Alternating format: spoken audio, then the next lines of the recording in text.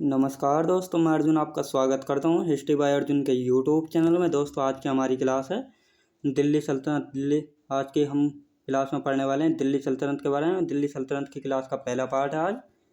तो दिल्ली सल्तनत का समय जो है 1226 से लेकर 1526 AD तक रहा था, यानी 300 वर्ष तक शासन किया था। 320 वर्ष तक शासन किया था दिल्ली सल्तनत ने। दिल्ली सल्तनत में 5 वंश हुए थे दोस्तों। दिल्ली सल्तनत में जो है कुल 5 वंश हुए थे।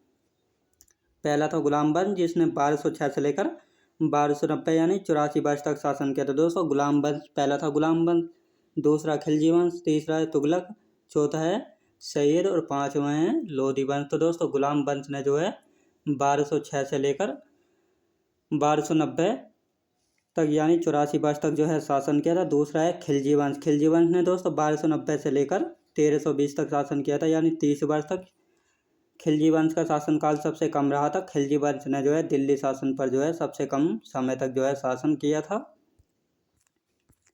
तीसरे नंबर पर आता है दोस्तों तुगलक वंश। तुगलक वंश जो है 1320 से लेकर 1414 तक शासन किया था, यानी 84 वर्ष तक शासन किया था तुगलक वंश ने। तुगलक वंश का शासनकाल जो है सबसे लंबा या सबसे अधिक समय तक रहा था दोस्तों। तुगलक वंश का शासनकाल, जिसने जो है 94 वर्ष तक 94 वर्ष तक शासन किया था दिल्ली की गद्दी पर। चौथे नंबर पर आता है दोस्तों सैयद वंश। सैयद वंश ने जो है 1414 से लेकर 1451 यानी 37 वर्ष तक शासन किया था दिल्ली सल्तनत की गद्दी पर। सैयद वंश ने किया था 37 वर्ष तक। और पाँचवें नंबर पर आता है लोधी वंश। लोधी वंश ने शासन किया था दोस्तों 1451 से लेकर 1526 यानी 75 वर्ष तक शासन किया था लोधी वंश ने, जो कि दिल्ली सल्तनत का अंतिम शासक था। दिल्ली सल्तनत में जो है 5 राजवंशों ने शासन किया था, जिनका समय रहा था दोस्तों 1206 से लेकर 1526 AD तक रहा था, जिन्होंने टोटल 320 वर्ष तक जो है शासन किया था। दिल्ली सल्तनत में जो है 5 वंश हुए थे। पहला था गुलाम वंश, जिसने 1206 से लेकर 1290 यानी 84 वर्ष तक शासन किया था गुलाम वंश ने। खिलजी वंश दूसरे नंबर पर आता है। खिलजी वंश ने शासन किया था 1290 से लेकर 1320 तक। सबसे कम शासनकाल जो रहा था खिलजी वंश का रहा था, जिसने 30 वर्ष तक जो है शासन किया था। जो तुगलक वंश दोस्तों तीसरे नंबर पर आता है तुगलक वंश। तुगलक वंश ने जो है 1320 से लेकर 1414 ईस्वी तक जो है शासन किया था। तुगलक वंश का शासनकाल सबसे लंबा रहा था दिल्ली सल्तनत में, जिसने 94 वर्ष तक जो है शासन किया था। चौथे नंबर पर आता है दोस्तों सैयद वंश। सैयद वंश का शासनकाल रहा था दोस्तों 1414 से लेकर 1451 तक, यानी 37 वर्ष तक शासन किया था सैयद वंश ने। और पाँचवें नंबर पर यानी अंतिम वंश आता है लोधी वंश, जिसने 1451 से लेकर 1526 तक शासन किया था दोस्तों, यानी 75 वर्ष तक जो है शासन किया था। अंतिम वंश था लोधी वंश। अब अंतिम वंश या लोधी वंश क्यों था? क्योंकि अब लोधी वंश के बाद जो है मुगल आ जाएंगे भारत पर, जो कि बाबर से शुरू होगा। अब पहला आता है दोस्तों गुलाम वंश। अब गुलाम वंश के बारे में पढ़ने वाले हैं। तो जिसका शासनकाल रहा था 1206 से लेकर 1290 तक रहा था। गुलाम वंश ने जो है 84 वर्ष तक जो है शासन किया था दोस्तों। गुलाम वंश ने जो है 84 वर्ष तक शासन किया था। गुलाम वंश के अन्य नाम दोस्तों, गुलाम वंश के अन्य नाम हैं दास वंश के नाम से भी जाना जाता है। ममलूक वंश जो है हबीबुल्लाह इतिहास करने ने ममलूक वंश का नाम दिया था दास वंश को। इलबरी वंश दोस्तों, इलबरी वंश जो है इलबरी इनकी जाति थी, यानी ऐबक जो था कुतुबुद्दीन ऐबक जो था इसकी जाति थी इलबरी, तो इस वजह से इलबरी वंश के नाम से भी जो है जाना जाता है। गुलाम वंश में जो है कुल 11 शासक हुए थे दोस्तों। गुलाम वंश में जो है कुल 11 शासकों ने जो है शासन किया था। पहले नंबर पर आता है दोस्तों कुतुबुद्दीन ऐबक। तो कुतुबुद्दीन ऐबक जो है गुलाम वंश का संस्थापक था दोस्तों। कुतुबुद्दीन ऐबक जो है गुलाम वंश का शासक था दोस्तों। अब एकदम गुलाम वंश का कुतुबुद्दीन ऐबक कहाँ से है? कुतुबुद्दीन ऐबक जो था मोहम्मद गोरी का गुलाम था। मोहम्मद गोरी के 4 दास थे, मैंने पिछले वीडियो में आपको बताया है।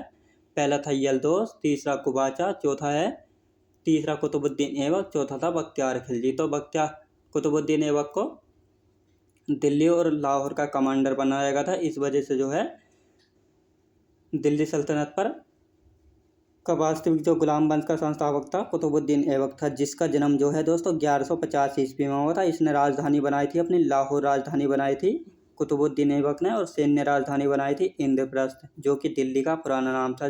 इंद्रप्रस्थ राजधानी यानी सैन्य राजधानी बनाई थी इनने इंद्रप्रस्थ, जहाँ पर ये ऐबक जो है अपनी तलवारें यानी कि हथियार वगैरह रखता था। इंद्रप्रस्थ जो है दोस्तों दिल्ली का पुराना नाम था, गोरी का गुलाम था दोस्तों। ऐबक जो था गोरी का गुलाम था, याद रखें गोरी का गुलाम था ऐबक। इसे अजीज मिर्जा कोका से खरीदा था दोस्तों, इसे अजीज मिर्जा कोका से खरीदा था, गोरी ने जो है खरीदा था। अब ये मिर्जा अजीज कौन था, जो कि बच्चों को बेचने वाला था। मोहम्मद गोरी ने ऐबक को 2 उपाधि थी, मलिक और सिपह सलार की उपाधि प्रदान की थी। ऐबक गोरी का दामाद भी बना दोस्तों। मोहम्मद गोरी ने जो है ऐबक को 2 उपाधि मलिक और सिपह सलार प्रदान की थी। ऐबक जो है गोरी का दामाद भी बना दोस्तों। बाद में जो है ऐबक ने गोरी की बेटी से जो है शादी कर ली थी, इस कारण जो है ऐबक गोरी का दामाद बन गया था। गोरी ने इसे शुरुआत में अमीर आखुर का पद दिया था दोस्तों। गोरी ने जो है शुरुआत में ऐबक को जो है अमीर आखुर बनाया था। अमीर आखुर कौन होता है दोस्तों, घोड़े के अस्तबल का प्रमुख होता है, यानी घोड़े के अस्तबल का प्रमुख होता है अमीर आखुर। जो घोड़ों की देखभाल करते हैं उनका जो हेड या चीफ होता है उसको ही अमीर आखुर जो है कहा जाता है। शासनकाल दोस्तों कुतुबुद्दीन ऐबक का जो है शासन रहा था 1206 से लेकर 1210 तक, यानी 4 वर्ष तक शासन किया था दिल्ली की गद्दी पर कुतुबुद्दीन ऐबक ने। मृत्यु दोस्तों, मृत्यु हुई थी चौगान खेलते समय, जो कि पोलो होता है, लाहौर में मृत्यु हुई थी कुतुबुद्दीन ऐबक की, चौगान खेलते समय मृत्यु हुई थी। ऐबक के अन्य नाम कौन से दोस्तों, पीलबख्श, हाथियों का दान करने वाला, पीलबख्श कहा जाता है दोस्तों, हाथियों का दान करने वाला। कुतुबुद्दीन ऐबक जब गद्दी पर बैठा तो अपने आस पड़ोस के राजाओं को जो है ये हाथी भिजवाता था, तो सभी ने इसको हाथियों का दान करने वाला यानी पीलबख्श की उपाधि दी थी। लाखबख्श, लाखों का दान करने वाला, जो कि जनता में लाखों का दान करता था अपनी इमेज बनाने के लिए। द्वितीय हातिम दोस्तों, द्वितीय हातिम यानी प्रथम हातिम भी कोई ना कोई होगा, तो इसलिए इसको जो है द्वितीय हातिम कहा गया, क्योंकि इसका शरीर डील टोल वाला एकदम मजबूत शरीर था, पहले हातिम की तरह था, तो इसलिए जो है इसको हातिम द्वितीय कहा जाने लगा। कुरान खां दोस्तों, कुरान को अधिक से अधिक पढ़ने वाला था, इसलिए इसको जो है कुरान खां कहा जाने लगा। ऐबक ने दोस्तों, ऐबक ने कभी अपने नाम का कोई सिक्का नहीं चलाया और न ही जो है खुतबा या प्रशंसा पढ़ पढ़वाया था दोस्तों।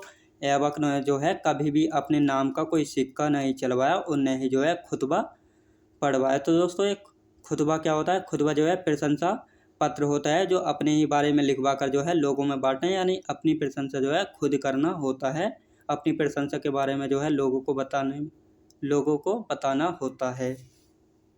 ऐबक बख्तियार काकी का शिष्य था दोस्तों। कुतुबुद्दीन ऐबक जो था बख्तियार काकी का जो है शिष्य था।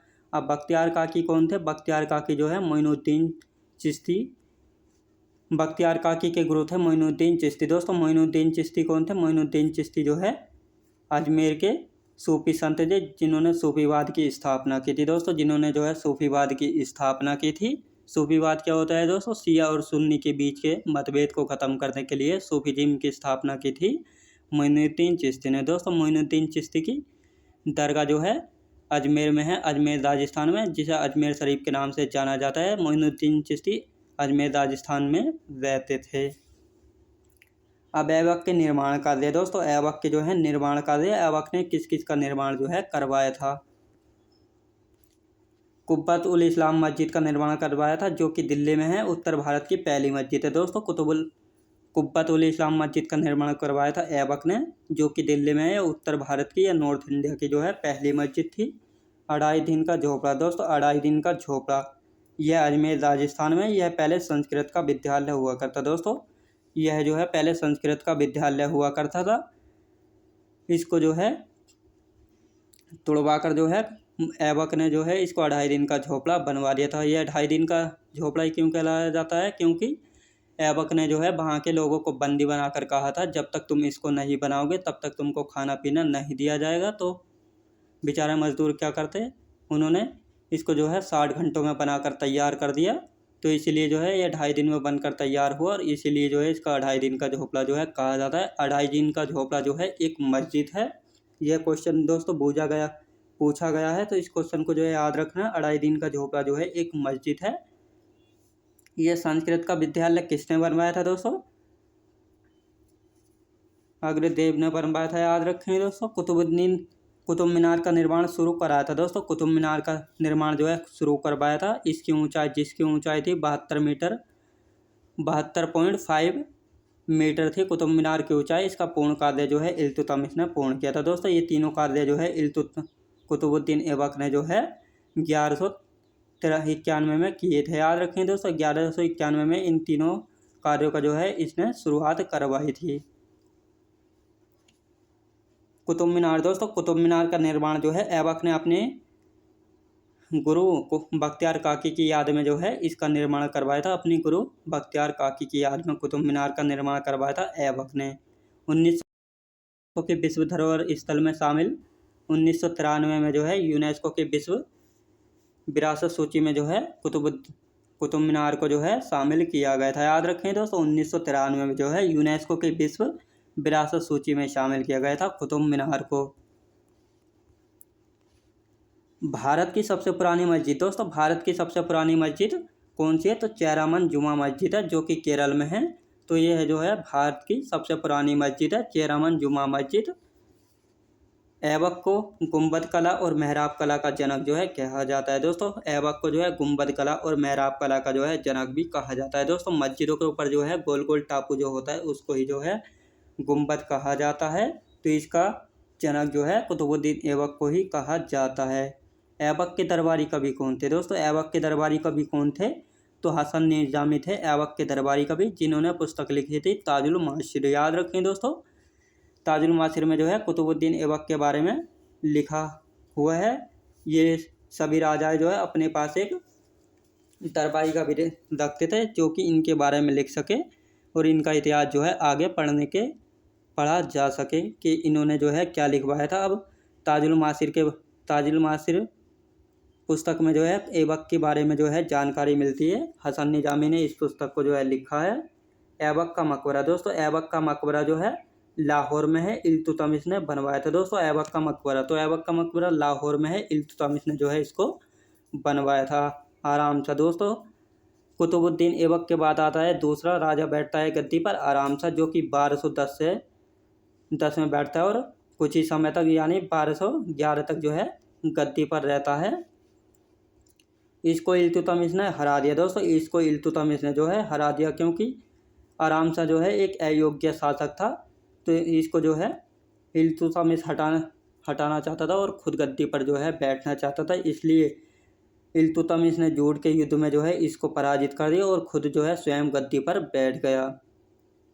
तो दोस्तों मैं उम्मीद करता हूँ आपको वीडियो क्वालिटी, कंटेंट वगैरह सभी कुछ आपको पसंद आया होगा। दोस्तों पसंद आया हो तो लाइक शेयर और सब्सक्राइब करना बिल्कुल भी ना भूलें। साथ ही दोस्तों अगर आप हमारे चैनल पर पहली बार आए तो हमारे चैनल को भी सब्सक्राइब कर लीजिएगा दोस्तों। साथ ही बेल आइकन को प्रेस कर लीजिएगा, ताकि हमारे आने वाले वीडियो का नोटिफिकेशन जो है दोस्तों आप तक पहुँचता रहे। चलिए दोस्तों मिलते हैं नेक्स्ट वीडियो में। दोस्तों अगली क्लास जो है इल्तुतमिश से जो है स्टार्ट होगी। इल्तुतमिश के बारे में अगली क्लास में जानेंगे। चलिए दोस्तों मिलते हैं नेक्स्ट वीडियोज़ में।